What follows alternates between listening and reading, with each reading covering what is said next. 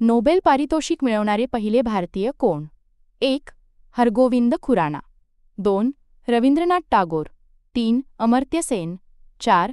Mother Teresa. या प्रश्नाचं उत्तर आहे रवींद्रनाथ टागोर.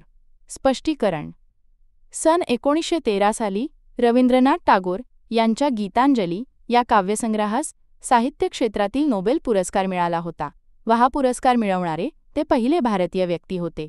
नुकतेच रवींद्रनाथ टागोर यांनी स्थापन केलेल्या शांतिनिकेतनला जागतिक वारसा स्थळ म्हणून दर्जा देण्यात आलेला आहे आणि भारतातील 42 वारसास्थळांपैकी ते 41वे जागतिक वारसास्थळ आहे. जालियनवाला बाग हत्याकांडाच्या निषेधार्थ त्यांनी आपला सराहा किताब इंग्रजांना परत केला होता. तसेच महात्मा गांधीजींना महात्मा ही पदवी रवींद्रनाथ टागोर यांनीच दिली होती.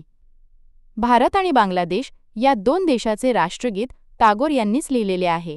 आणि अशाच प्रकारे रोज एका प्रश्नाची माहिती जाणून घेण्यासाठी आपल्या चॅनलला लाईक आणि सबस्क्राईब करा. धन्यवाद.